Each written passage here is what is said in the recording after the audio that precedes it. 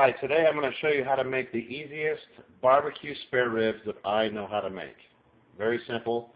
Time consuming, yes, as far as duration, but not as far as how much time you actually put into it, just waiting time for them to cook.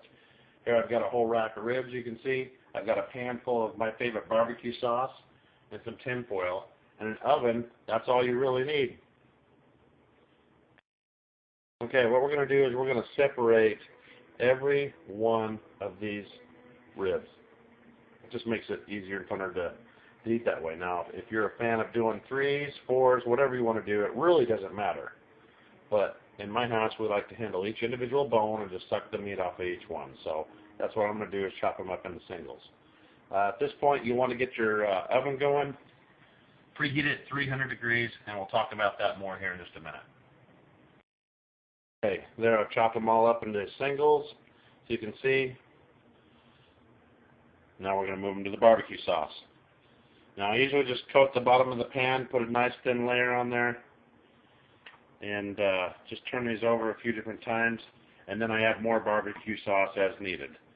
Okay, it doesn't get any easier than this. Just get them all in your damn pan, cover them with barbecue sauce, and then roll to the oven.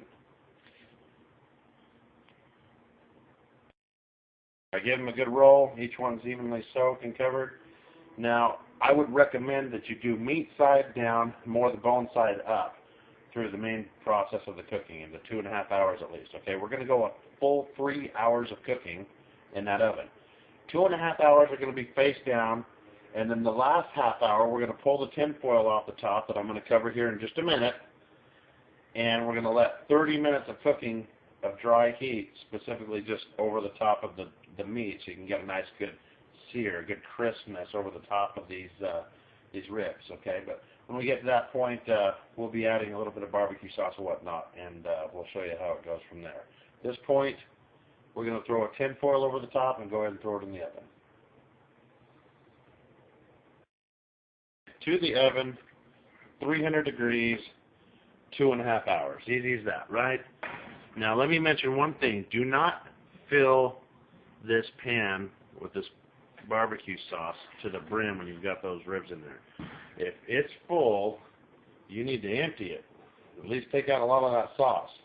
The important thing is to make sure it doesn't overflow as it's cooking, because a lot of juice is going to come out of that ribs, and you're going to have a huge mess in that oven. That being said, 2.5 hours on the clock. We'll check it back then. All right, we've got 2.5 hours on the clock. These things have been cooking. Let's go ahead and yank these bad boys out. Get you have a peek at them. First thing we're going to want to do when we pull this tin foil off is we're going to want to strain it. We're going to take all that juice out. Okay. I'm just going to pour it right into that bowl right there. Now just like that, all I do is fill up that bowl with all the juice from this pan.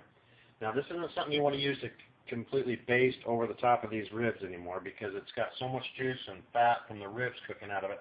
I actually just like to use this in preparing a dirty rice. If you want, you can just discard it and chuck it. But now, it's the last half hour of cooking these, so what we want to do is flip these over, which I've already done, expose the meat to the top side, and then we're just going to put barbecue sauce right over the top of them.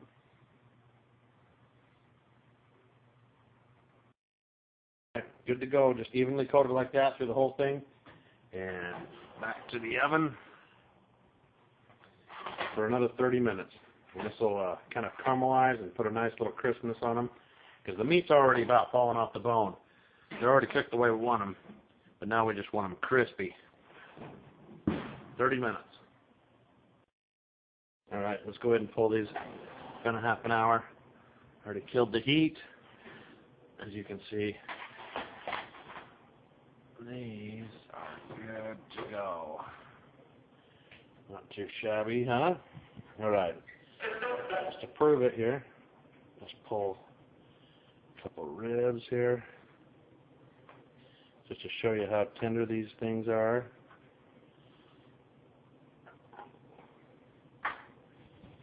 Just take that fork right in there. Look at that. Just peels apart. So good. That's what you're looking at right there.